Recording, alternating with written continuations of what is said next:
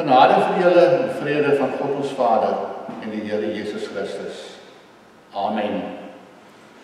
Kom ons begin en ons sing 'n lied saam met 442, Gees van God wat in my woon. As dit 'n bietjie moeilik is om op te staan, kan jy maar so bly sit, ons is bang julle staan dalk die lampe van die tafels af. So kom ons bly maar sommer so sit terwyl ons saam sing. Kom dan nog mense.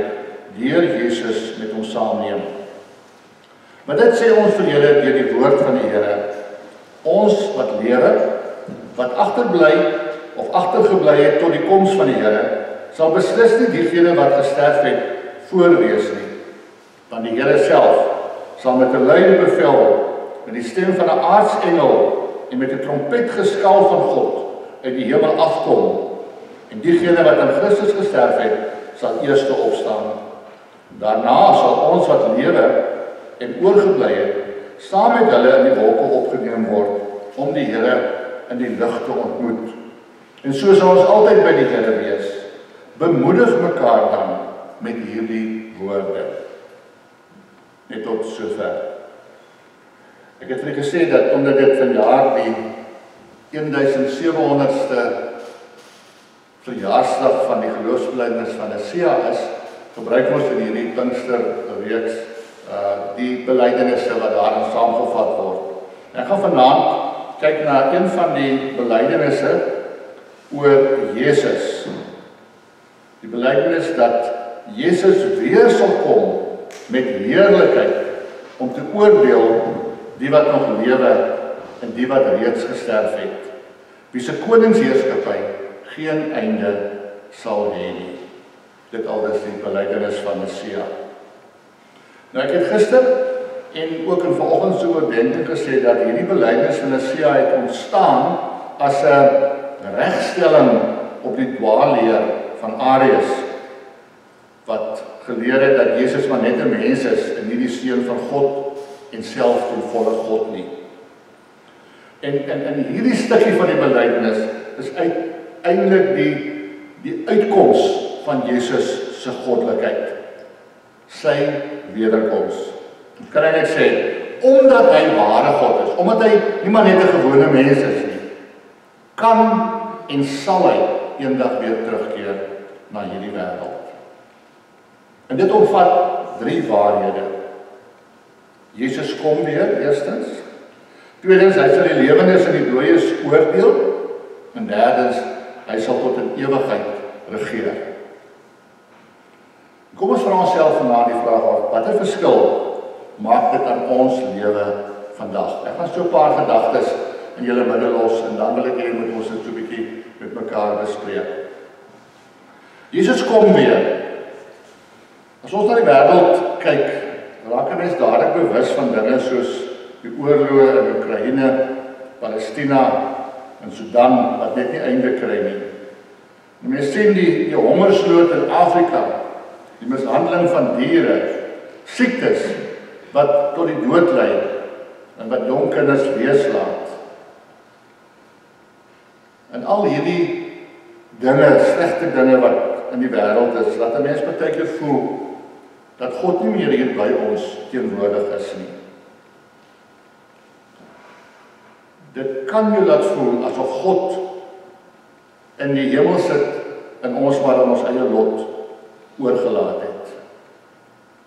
Dalk het die disippels ook iets hiervan ervaar die dag toe Jesus opgevaar het na die hemel en hulle alleen agtergebly het en maar net gestaan en staar het nadat die wolk hom voor hulle oë weggeneem het. Miskien het hulle ook so verlate en alleen gevoel soos ons soms voel. En in daardie oomblik, nadat Jesus voor hulle oë verdwyn het, stuur God toe 2 engele om hulle gerus te stel. En die sê toe vir hulle, Galileërs, waarom staan julle so na die hemel en kyk? Hierdie Jesus wat van julle af na die hemel toe opgeneem is, sal net so terugkom soos julle hom na die hemel toe sien opgaan het. Jare later, toe gelowiges dieselfde twyfel ervaar, herinner Paulus hulle dat Jesus weer sal kom in die gedeelte wat ons nou gelees het. Wanneer bevel gegee word en die stem van die aartsengel en die trompette van God weer klink, sal die Here self uit die hemel neerdaal. En vandag, 2000 jaar later, mag ons dalk begin twyfel en wonder, hoekom het Jesus dan nog nie gekom nie? En ons mag dalk begin wonder, gaan hy enigstens weer kom? Petrus gee vir ons 'n baie interessante perspektief op hierdie gewag. Hy sê in 2 Petrus 3 vers 9, dat dit juis 'n teken van God se geduld met ons is. Hy sê, die Here stel nie die vervulling van sy belofte uit nie. Al dink party mense so. Nee, hy is geduldig met julle, omdat hy nie wil hê dat iemand verlore gaan nie. Hy wil hê dat almal hulle moet bekeer. En oor Petrus sê, Jesus se traagheid om weer te kom, is eintlik 'n stukkie genadige geduld aan God se kant. Hy gee nog tyd vir ongelowige mense om hulle saak met hom reg te maak. En vir ons as gelowiges kan hierdie wagtyd ook positief ingespan word. Dit kan ons aanspoor om te bly volhard in ons geloof. Want terwyl ons volhard, groei ons in die geloof en die vertroue dat Jesus wel weer sal kom. Die tweede wat die belydenis van Nicea ook, die tweede waarheid wat die belydenis van Nicea ook onderstreep is, hy sal kom om die lewendes en die dooies te oordeel. Paulus verwys ook daarna, as hy sê, ons sal niks beter afwees as die wat reeds gesterf het nie. Nou as ons daaroor dink, dan is dit 'n waarheid wat ons baie keer bang maak. Ons is bang God gaan ons straf, en dat ons dan nie in die hemel sal kan ingaan nie. Maar die bedoeling van hierdie belydenis is nie om ons te herinner, is net om ons te herinner aan God se geregtigheid en ook ons verantwoordelikheid. Ons leef in 'n wêreld vol ongeregtigheid, waar korrupsie en oneerlikheid en armoede en swaar kry hoogtyd vier. Vir diegene wat onder hierdie verdrukking ly, hou Jesus se wederkoms hoop in, want dit verseker hulle dat die bose en sy trawante nie die laaste sê sal hê nie. Dit is God se belofte dat hy reg sal laat geskied aan almal wat nou verdruk word. Ons as gelowiges is natuurlik God se agente vir geregtigheid. Ons is die mense wat dit nou hier op aarde reg moet laat geskied. En by Jesus se wederkoms sal almal verantwoording moet doen vir hulle aandeel in die ongeregtigheid van hierdie wêreld. Vir gelowiges beteken nie dat ons nou bang hoef te wees nie. Dit beteken eerder dat ons onsself voortdurend moet ondersoek en aanspoor tot 'n lewe van integriteit en geregtigheid, van liefde en naastediens. En die derde waarheid wat in hierdie belydenis onderstreep word, is dat hy sal tot in ewigheid regeer. Die belydenis van Nicea herinner ons dat God se koninkryk vir altyd sal bly staan. Anders as al die aardse koninkryke wat kom en gaan, wat die afgelope 2000 jaar al gekom en gegaan het. En die rede hiervoor is dat hy die Almagtige is. En omdat sy koninkryk oop is vir almal. Wanneer Jesus sy laaste opdrag aan die disippels in Matteus 28 gee, dan sê hy vir hulle: "Aan my is die mag gegee in die hemel en op die aarde." Dis seker die belangrikste gevolg van die feit dat Jesus ware God is. Dat hy alle mag besit en vir ewig regeer. En die voortbestaan van God se koninkryk lê opgesluit in die feit dat hy almal nooi om daarvan deel te word. En daardie selfde opdrag van Jesus aan sy disippels en aan ons sê hy: "Gaan dan na al die nasies toe en maak die mense my disippels." En in Handelinge 2 sien ons die eerste tree in die totstandkoming van hierdie nuwe koninkryk toe die Heilige Gees uitgestort is op al die nasies onder die son wat daar in Jerusalem teenwoordig was. Jode sowel as heidene. En as burgers van die koninkryk van God word ons opgeroep om mense uit te nooi, om deel te word van sy koninkryk. Ons moet mense insluit en nie uitsluit nie. Selfs mense wat anders as ons praat en lyk en dink en doen. Want dit verseker die voortbestaan van die koninkryk van God. Pinkstertyd herinner ons dat die eenheid in die koninkryk en in die kerk iets is wat die Heilige Gees doen. Dis die Gees wat ons in mekaar bind deur die een doop waarmee ons almal gedoop is. In 1 Korintiërs 12 vers 13 sê Paulus: "Omdat ons almal een liggaam geword het, is ons almal met die een Gees gedoop.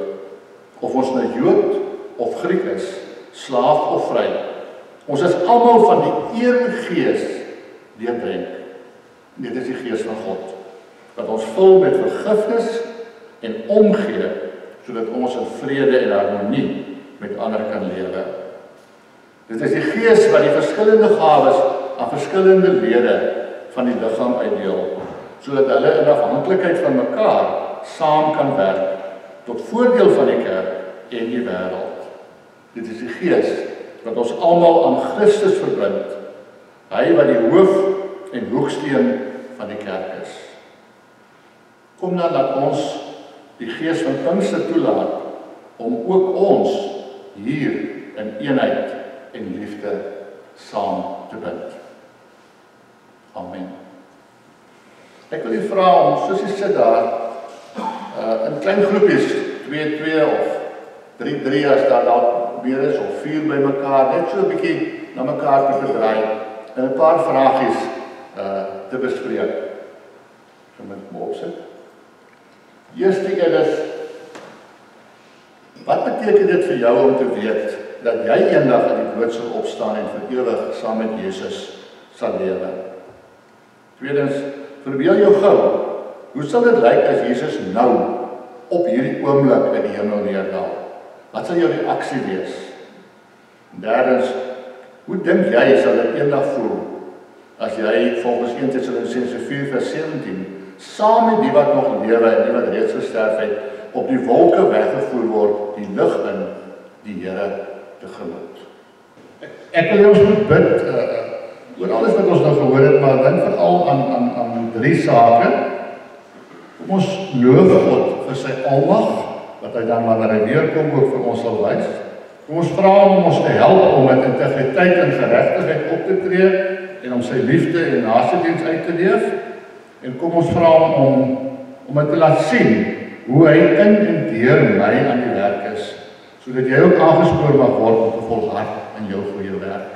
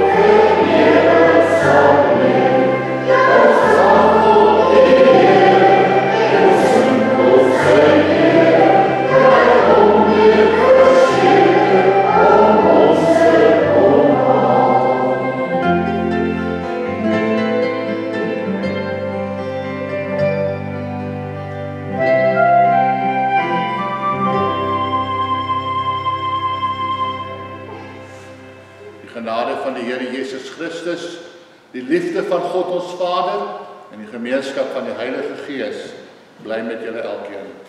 Amen.